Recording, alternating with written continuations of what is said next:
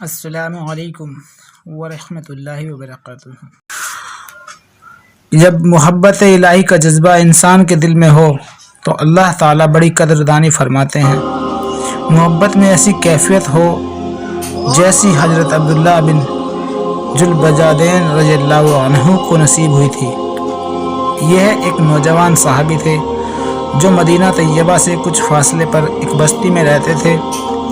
دوستوں سے معلوم ہوا کہ مدینہ طیبہ میں ایک پیغمبر علیہ الصلوۃ والسلام تشریف لائے ہیں۔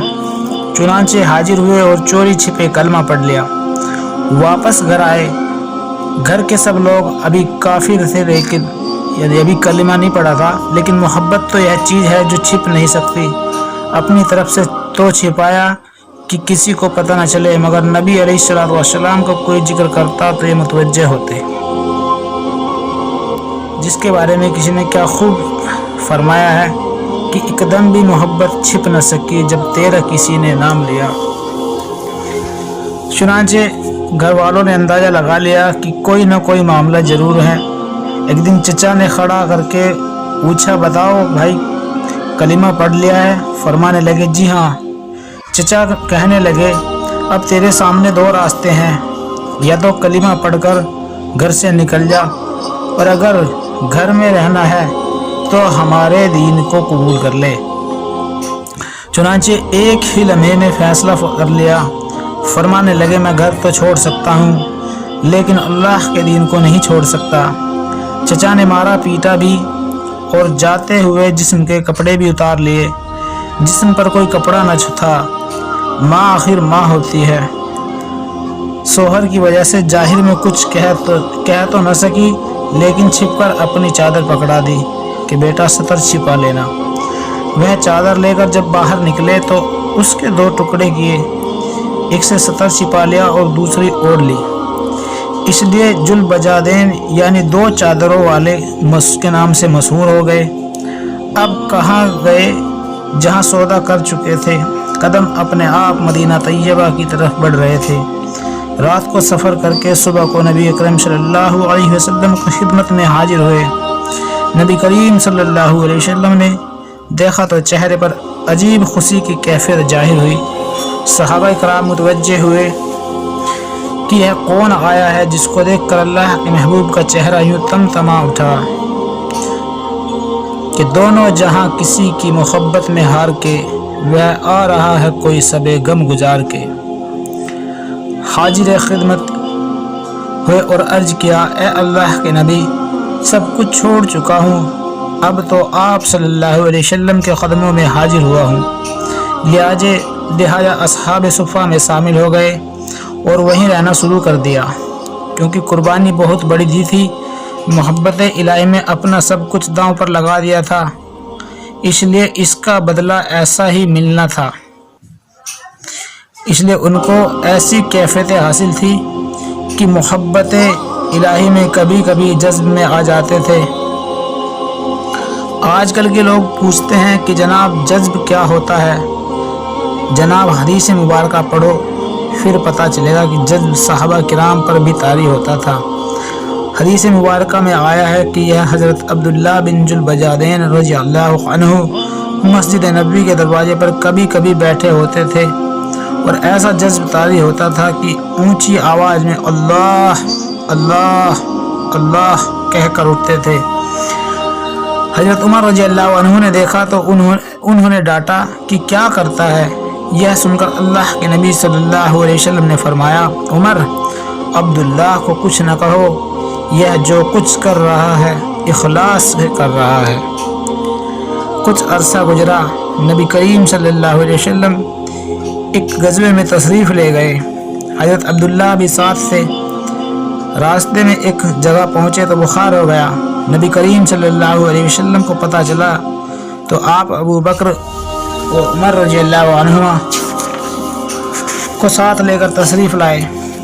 جب وہاں پہنچے تو حضرت عبداللہ کے کچھ لمحے باقی تھے۔ نبی اکرم صلی اللہ علیہ وسلم نے ان کے سر کو اپنی گود مبارک میں رکھ لیا۔ یہ وہ خوش نصیب صحابی ہے جن کی نگاہیں چہرہ رسول صلی اللہ علیہ وسلم پر لگی ہوئی تھی۔ اور وہ اپنی زندگی کے آخری سانس لے رہے تھے۔ سبحان اللہ، گود مبارک میں اپنی جان اس کیفیت میں جان دینے والے کے سپرد کر دی۔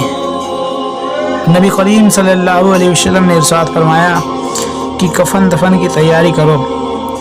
آپ نے اپنی چادر بھجوائی اور فرمایا کہ عبداللہ کو اس چادر میں کفن دیا جائے۔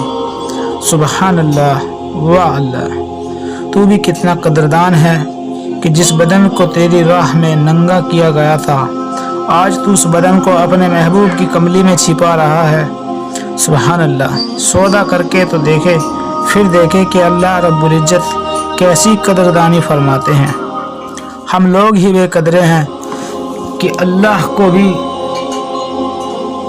کہنا پڑا۔ ہم لوگ کیسے بے قدرے ہیں کہ اللہ تعالیٰ کو بھی کہنا پڑا، اور انہوں نے اللہ تعالیٰ کی قدر نہیں کی جیسی کرنی چاہیے تھی۔ خود نبی کریم صلی اللہ علیہ وسلم نے ان کا جنازہ پڑھایا، پھر جنازہ لے کر قبرستان کی طرف چلے۔ شریعت کا مسئلہ یہ ہے کہ جو آدمی میت کا سب سے زیادہ قریبی ہو تو وہ قبر میں اس کو اتارنے کے لیے اترے۔ اس وقت ابو بکر و عمر رضی اللہ عنہ بھی کھڑے تھے۔ نبی علیہ السلام نے خود قبر میں اتر کر فرمایا کہ اپنے بھائی کو پکڑا دو، مگر ان کے ادب کا خیال رکھنا۔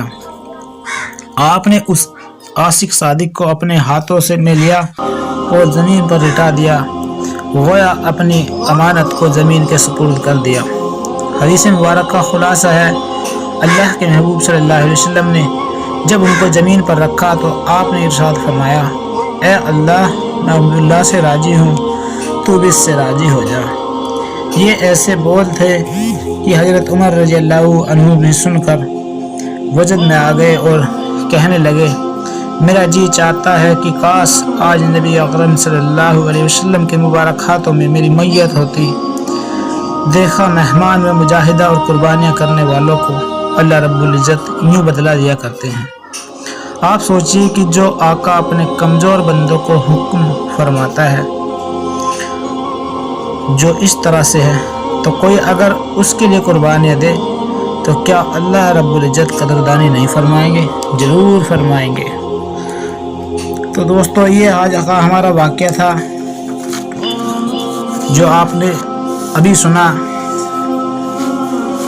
جو حضرت عبداللہ بن ذوالبجادین رضی اللہ عنہ کی محبت کا واقعہ تھا۔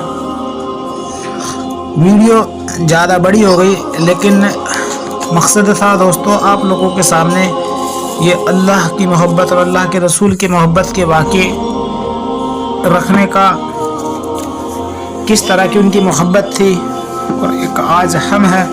اللہ تعالی ہمارے گناہوں کو معاف کر کے ہمیں بھی نیک لوگوں میں شمار فرما دے۔ اگر ہماری ویڈیو دوست احباب کے ساتھ شیئر کرے اور ہمارے چینل اسلامک اسٹوری MSK کو ضرور سبسکرائب کرے۔